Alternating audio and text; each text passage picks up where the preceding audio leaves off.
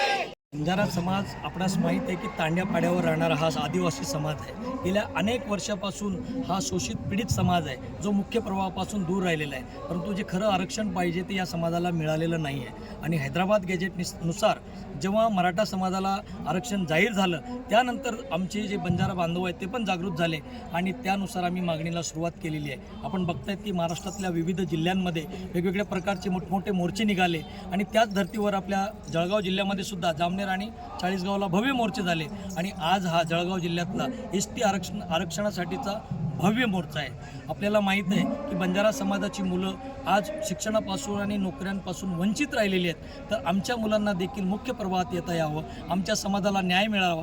आता आपण बघतायत की आमची ही संस्कृती आहे, आमच्या ह्या महिला भगिनी ज्या आहेत, आमच्या ह्या याडी आहेत, यांचा पेहराव बघा, असा पेहराव आपल्याला कुठं दुसऱ्या जगात भेटणार नाही। ही आमची जी वंश परंपरागत ही आमची पगडी आहे, आमची बोलीभाषा वेगळी, आमचं राहणीमान वेगळं, आमचं खानपान वेगळं।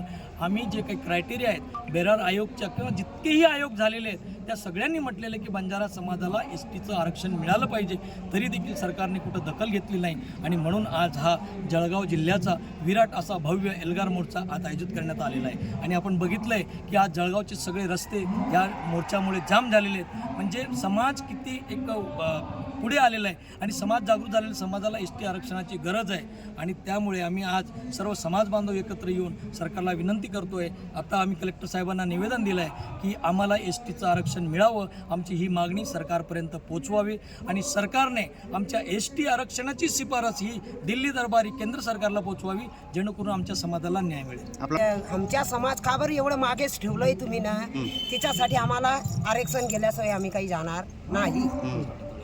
आम्ही ऊस तोडतो, आमचा पोट काही भरत नाही। आता 8-15 दिवस आमचे ऊसाचे राहिले, आम्ही किती धायपळ करणार। आता आमचे मुलं एकदम मागे राहिले, शिकून बी काही उपयोग नाही आमच्या मुलांना, म्हणजे शिक्षण भरपूर झालं आहे, आमच्या लोकांसाठी काहीच नाही केलं आजपर्यंत काहीच नाही केलं। याच्या पुढे आम्हाला काहीतरी मागणी पाहिजे।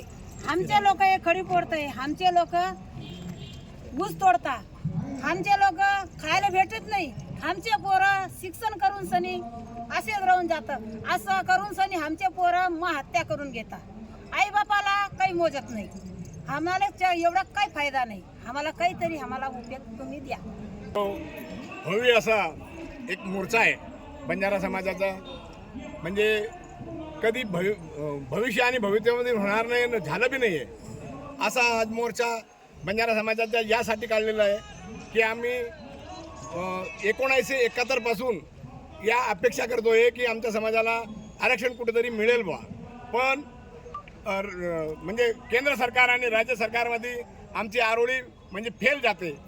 आमचे हरिभाऊ राठोड आणि अजून त्यांचे साथीदार बहुतेक वेळेस आरक्षणासाठी मोर्चा काढले, उपोषण केले, परंतु काही उपयोग झालेला नाही।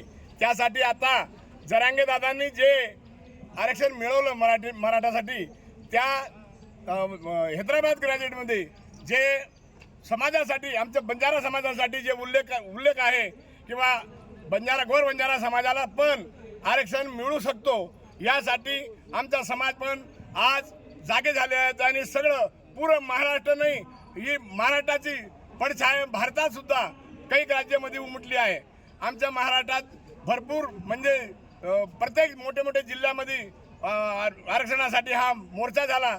त्याच पाठोपाठ आमचा शेवटचा मोर्चा आज जळगावला आहे.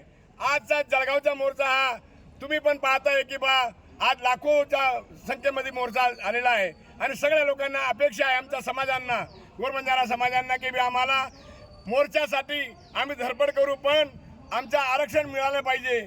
आरक्षण मिळाल्यावर आमच्या आदिवासी समाज, गोरबंजारा समाज या समाजांना कुठेतरी न्याय मिळेल आणि आमच्या समाजाचे जे भाविक पिढी आहे त्यांना कुठेतरी नोकरी आणि राज्य आणि शैक्षणिक या तिन्ही विभागात आम्हाला लाभ मिळेल यासाठी आमची धडपड आहे.